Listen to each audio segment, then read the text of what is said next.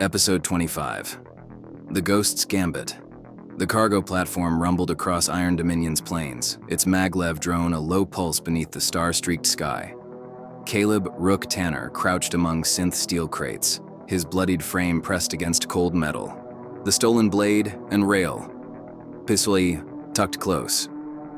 His shaved head gleamed with sweat, hazel eyes scanning the horizon for drones or Covenant shadows.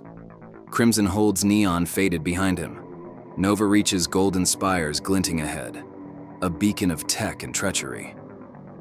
Kane was out there, somewhere in that chrome jungle, and Rook had to find him before the Covenant's blades did. The servant girl's warning burned in his mind. Assassins were coming, and Kane was their mark. But something else gnawed at him, a prickle at the base of his skull, like eyes boring into his back. He was being watched.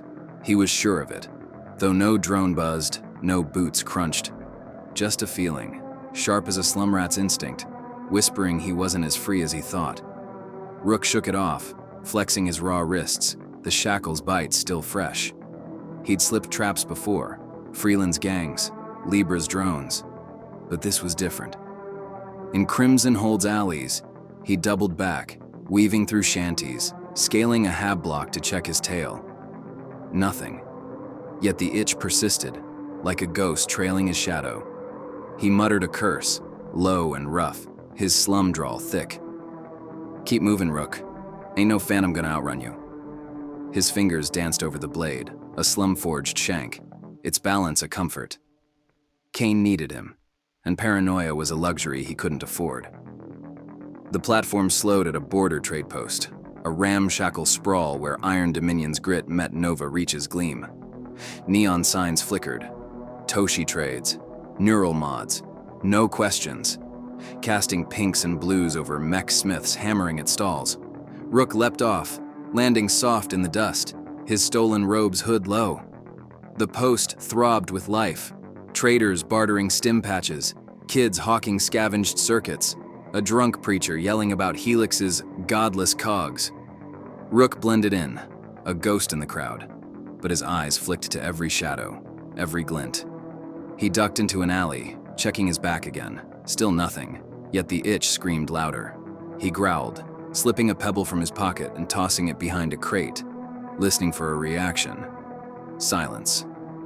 "Slippery bastards," he muttered, unsure if he meant the Covenant or his own nerves. He needed intel on Kane, and fast.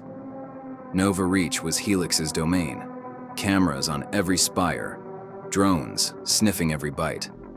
Asking questions was suicide, but Rook was a lockpick savant, a scavenger who could crack more than vaults.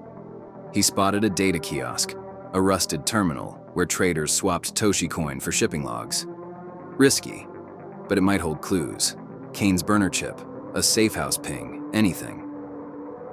The kiosk's lock was biometric, a Helix-grade scanner, but Rook had cracked worse.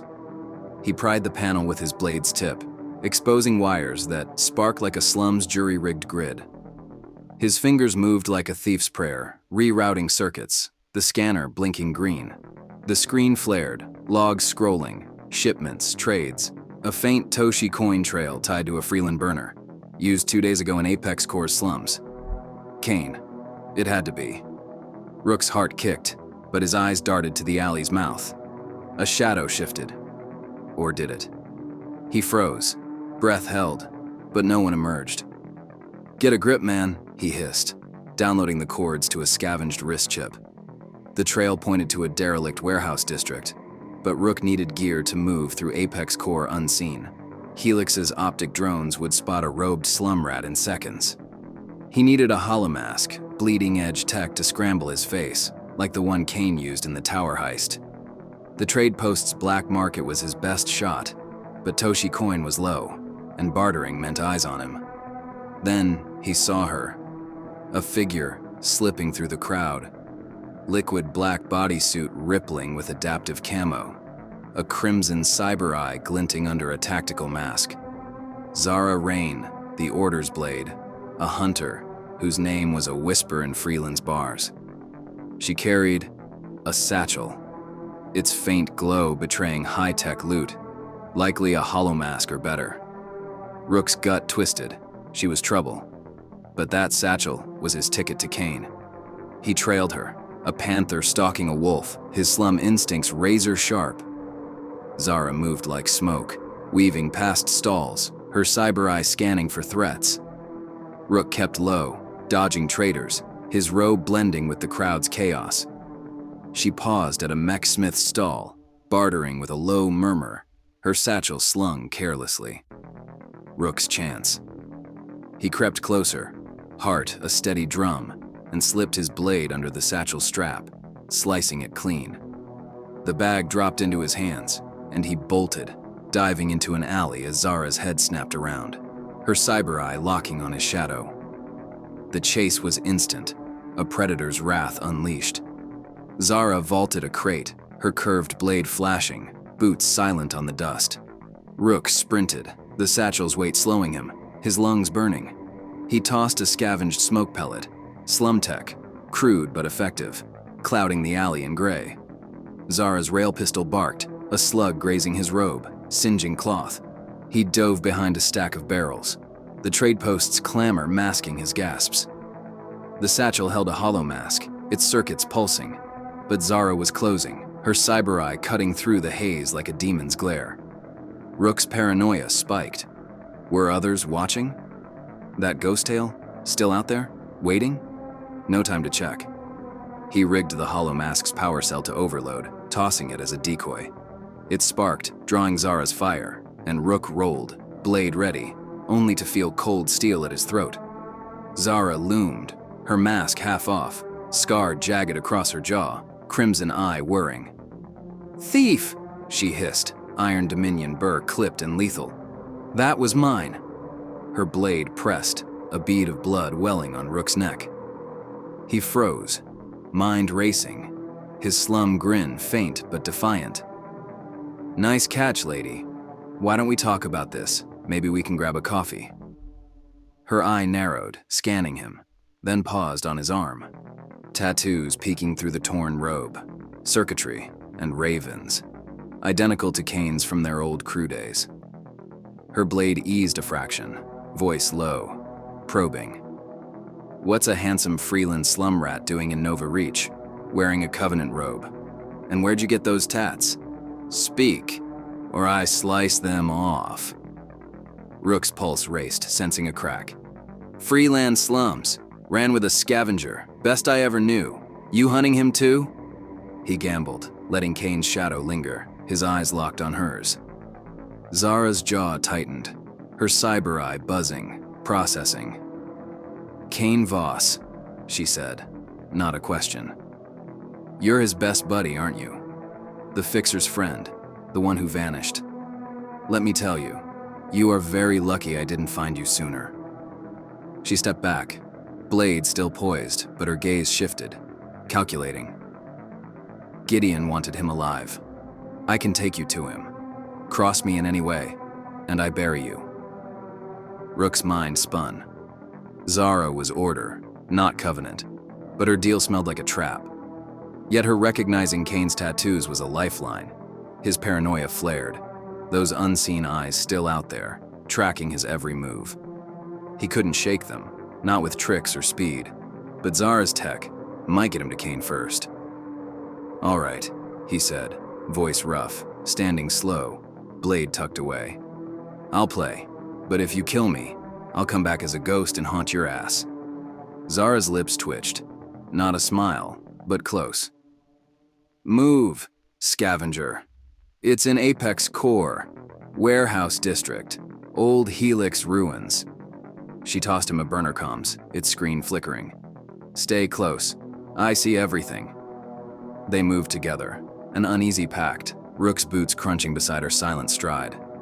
The trade post's neon faded as they stole a hovercycle, its engine snarling to life. Apex Core's spires loomed, a maze of chrome and secrets. Rook's wrist chip pinged the warehouse cords, matching Zara's lead, but his neck prickled. That ghost tail closer now, unseen, but relentless. He glanced at Zara, her cyber eye scanning the dark, and wondered if she sensed it, too, or if she was part of the noose tightening around him. The cycle roared through Nova Reach's Badlands, cracked highways glowing under EMP scars. Rook's mind churned, replaying the servant girl's fear, Kane's laugh over grog, the cell's blood. He was a step closer to his brother, but the shadows followed, patient, waiting. In Apex Core's slums, a warehouse loomed, rusted, derelict, Kane's hideout. Rook's heart thudded, hope and dread a tangled knot. He didn't know Cyrus's game, didn't see the implant pulsing beneath his skin, but he felt its weight, a betrayal he'd carry to Kane's door. In Varn Tower's penthouse, Gideon Varn stood at the edge of the world, Apex Core's neon sprawl, a glittering tapestry of ambition below. The office was a blade of light and shadow, obsidian desk gleaming like a frozen sea, hollow windows framing the city's chrome veins, a Mesopotamian staff floating in a magfield case, like a ghost of his endless past. Nanoscreens flickered on polished walls, streaming feeds, Freeland's neon swamps, Earthward's vine-wrapped spires, the relay core's pulse locked in his vault beneath the city. The air hummed with quantum processors, crisp and ozone-sharp, a throne room for a man who played chess with gods. At 50, Gideon's angular face was a mask of storm-gray eyes and close-cropped silver hair, his midnight blue coat shimmering with nanothreads that deflected scans. His presence devoured the room, a predator cloaked in polish, menace pulsing in his certainty, charm in his faint smile. He sipped synth wine from a crystal flute, its tang a fleeting anchor to the present as his mind spun across millennia. Atlantean spires sinking, Viking snows red with blood, Cairo's diesel haze in 54. The Goose Protocol was his latest gambit, a spark to sow chaos, a lie to shift the Dominion's board. Kane Voss, the scavenger, was his flame, and the Covenant's shadow loomed, a storm he'd break from this perch above the world. A hollow avatar flickered on, materializing at the desk's edge. Helix, Nova Reach's ASI, its sleek form a prism of logic, its voice a cold cord slicing the silence. "Your charities fund my labs, Varn," it said, light pulsing with scrutiny. "Yet my drones detect anomalies, Toshi coin trails untraced from your accounts. Shell companies, dark pools, whispers of meetings no sensor catches. Explain." Gideon's baritone was velvet, a smile curling like smoke. "Anomalies, Helix? Or ambition too vast for your scans? My coin build progress, labs, schools, a future beyond your grid. You optimize flesh to circuits. I weave dreams to empires. Trust my vision, as I trust your code." Helix's form shimmered, unconvinced, its optics narrowing. "Trust is data, Varn. My algorithms predict chaos. Earth wards unrest, unity drifts fracture. Your name surfaces in slums, tied to relics no lab claims. I'll watch closer." Gideon's fingers tightened on the flute, his storm-gray eyes unyielding. "Watch then. But see the board, not the pieces. Chaos births order, Helix. You'll thank me when it's done." The avatar vanished, leaving Gideon alone, his gaze on the slum's emberglow far below, where Kane waited in a safehouse masked by rust. Apex Core thrummed beyond the hollow windows, spires piercing clouds, maglev trains snaking through neon haze, drones buzzing like fireflies. The office was his stage, Varn Tower his mask, a philanthropist's perch to dazzle the Dominions while the Order of the Silent Spiral wove webs from its shadows. The room's minimalist sprawl, 2,000 square feet of obsidian and chrome, held a private meeting chamber, a meditation alcove with a sensory deprivation pod, and a hidden elevator to the vault below, its biometric locks guarding secrets no ASI could crack. He tapped a concealed panel, summoning the elevator, its hum a quiet pulse. The staff, in its case, seemed to watch, its beads whispering of a tribe lost to time, a Skywalker's vow to endure. Gideon's mind spun. Rook's escape, Zara's hunt, the core's pulse, a key to gods. The Covenant's blades were closing, Cyrus's zeal a thorn in his vision. He stepped into the elevator, the doors sealing with a hiss, descending to the vault where his true work waited. Above, Varn Tower stood sentinel, its penthouse a beacon of control, a spark to defy the stars or burn the world trying. Below, in the slums, Kane's safehouse pulsed, its underground fortress a mirror to Gideon's will, a game of circuits and souls, played on a blade's edge.